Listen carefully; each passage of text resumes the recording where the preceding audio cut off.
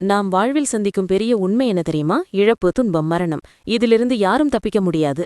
ஆனால் இந்த துன்பத்தை எப்படி சமாளிப்பது, எப்படி மன அமைதி பெறுவது? இதற்கான பதிலை ஆயிரக்கணக்கான வருடங்களுக்கு முன்பு புத்தர் தந்தார்.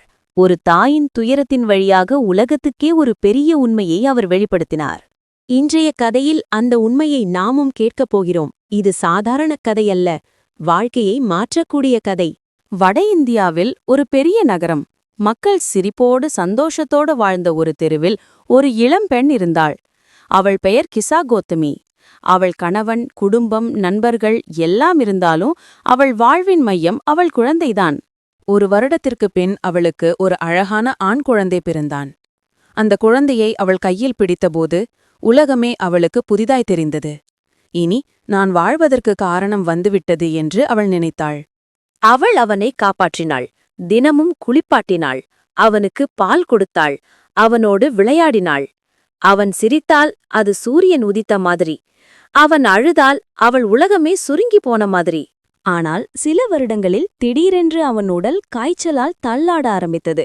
முதலில் அவள் கவனிக்கவில்லை, சிறிய காய்ச்சல்தான் என்று நினைத்தாள். ஆனால் நாள் கடந்தபோது குழந்தை பலவீனமடைந்து பால் குடிக்காமல் அழுது கொண்டே இருந்தான். அவள் வைத்தியர்களை அழைத்தாள், மூலிகைகளை வைத்தாள், தேவாலயங்களிலும் பிரார்த்தனை செய்தாள். ஆனால் எந்த முயற்சியும் பலிக்கவில்லை. ஓர் இரவு அந்த குழந்தை அவள் கையில் இருந்தபடியே கடைசியாக மூச்சை விட்டான். அந்த நிமிஷத்தில் கிசா கௌதமியின் மனம் சிதறியது. இல்லை, இது உண்மையல்ல. என் மகன் இறக்க முடியாது. அவன் இன்னும் உயிரோடு இருக்கிறான் என்று அவள் கதறினாள். மற்றவர்கள் குழந்தையை அடக்கம் செய் என்று சொன்னார்கள். ஆனால் அவள் மறுத்தாள். இல்லை, என் குழந்தை உயிரோடு எழுந்து விடுவான். யாராவது பெரிய சாமியார் உதவுவார். என் மகனை திரும்ப கொடுக்காமல் நான் ஒப்புக்கொள்வதில்லை. அவள் தனது குழந்தையை தூக்கிக் கொண்டு நகரம் முழுக்க ஓடினாள். ஒவ்வொரு வீட்டுக்கும் சென்று கதறினாள். என் மகனை உயிரோடு எழுப்புங்கள், யாராவது வைத்தியம் சொல்லுங்கள். மக்கள் அவளை பார்த்து வருந்தினார்கள். சிலர் இரங்கல் சொன்னார்கள். சிலர், இது விதி, யாராலும் மாற்ற முடியாது என்றார்கள். ஆனால் அந்த வார்த்தைகள் அவளுக்கு அர்த்தமில்லாமல் இருந்தது. இரவு வந்தாலும் அவள் குழந்தையை கையில் வைத்தபடி அழுதாள். அடுத்த நாள் காலை அவள் மீண்டும் தெருக்களில் ஓடினாள். இறுதியில் யாரோ ஒருவர் அவளிடம் சொன்னார், அம்மா, உன் துயரத்தை நிவர்த்தி செய்ய யாராவது ஒருவர் இருந்தால் அது புத்தர்தான். அவர் மிகுந்த கருணை உள்ளவர். அவர் உனக்கு வழிகாட்டுவார். அவள் குழந்தையை தூக்கிக் கொண்டு புத்தர் இருந்த இடத்திற்கு சென்றாள். புத்தர் ஒரு பெரிய மரத்தடியில் அமர்ந்திருந்தார். அவரை சுற்றி பலர் அமைதியாக கேட்டுக்கொண்டிருந்தார்கள். அவள் அவசரமாக ஓடிவந்து புத்தரின் காலடியில் விழுந்தாள். அரசே, தயவு செய்து என் மகனை உயிரோடு எழுப்பிவிடுங்கள். என்னால் இழப்பை தாங்க முடியவில்லை. உங்களுக்கு அசுர சக்தி உண்டு, கருணை உண்டு. நீங்கள் மட்டுமே இதை செய்ய முடியும் என்று அவள் கதறினாள். புத்தர் அமைதியாக அவளை பார்த்தார். அவர் நேராக இது சாத்தியமில்லை என்று சொல்லவில்லை. மாறாக மெதுவாக சொன்னார், அம்மா, உனக்கு உதவி செய்ய முடியும். ஆனால் அதற்கு ஒரு விஷயம் செய்ய வேண்டும். நீ சென்று ஒரு வீட்டிலிருந்து சிறிது கடுகு விதைகள் எடுத்து வா. ஆனால் அந்த வீடு ஒருபோதும் யாரும் இறக்காத வீடாக வேண்டும். கிசா கோத்துமி உடனே மகிழ்ந்தாள். இது எளிதான காரியம்தான். எல்லோரும் என்னை உதவுவார்கள் என்று எண்ணினாள். அவள் குழந்தையை தூக்கிக் கொண்டு வீடுகளுக்கு சென்றாள். முதல் வீட்டுக்கு சென்றாள். உங்களிடம் சிறிது கடுகு விதைகள் தருவீர்களா? ஆனால் உங்கள் வீட்டில் யாரும் இறந்திருக்கக் கூடாது. அந்த வீட்டார் தலையசைத்தார்கள். எங்கள் அப்பா சில வருடங்களுக்கு முன் இறந்தார். அவள் மனம் உடைந்தது. அடுத்த வீட்டுக்கு சென்றாள். அவர்கள் சொன்னார்கள், எங்கள் பாட்டி இறந்தார். மூன்றாவது வீடு, நான்காவது வீடு, ஒவ்வொரு வீட்டிலும் ஒரே கதை. எங்கள் தாய் இறந்தார், எங்கள் மகன் இறந்தார், எங்கள் சகோதரி இறந்தார். கிசா கோத்தமி மாலை வரை நகரம் முழுக்க ஊடினாள். ஒரு வீட்டும் மரணத்தை தவிர்க்கவில்லை. சூரியன் மறைந்து இருள் சூழ்ந்தது.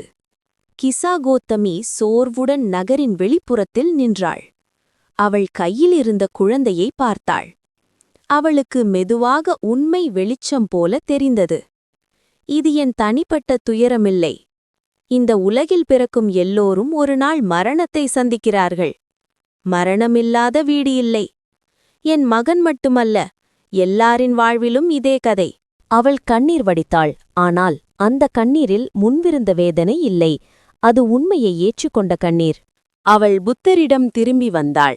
குழந்தையை அவரது காலடியில் வைத்து சொன்னாள், அரசே, இப்போது எனக்கு புரிந்தது. மரணம் தவிர்க்க முடியாத ஒன்று. நான் மட்டுமல்ல, இந்த உலகமே துன்பத்தால் சூழப்பட்டுள்ளது. இந்த உண்மையை நான் ஏற்றுக்கொள்கிறேன். புத்தர் மெதுவாக சொன்னார், அம்மா, நீ இன்று அறிவை அடைந்தாய். எல்லா பொருள்களும் நிலையற்றவை. பிறந்தவைகள் அனைத்தும் அழியவே செய்யும். இந்த உண்மையை உணர்ந்தவனே துன்பத்திலிருந்து விடுபடுவான். அந்த நிமிஷத்தில் கிசா கௌதமியின் மனம் அமைதியை அடைந்தது. அவள் தனது குழந்தையை அடக்கம் செய்தாள். பின்னர் புத்தரின் சீடராக இருந்து மற்றவர்களுக்கு துன்பத்தில் ஆறுதல் சொல்லும் ஒருவராக வாழ்ந்தாள். மரணம் என்பது யாருக்கும் தவிர்க்க முடியாத உண்மை. நாம் விரும்பினாலும் பிடித்தவர்களை என்றைக்கும் வைத்துக்கொள்ள முடியாது. உண்மையை ஏற்றுக்கொள்வதே நிம்மதி தரும்.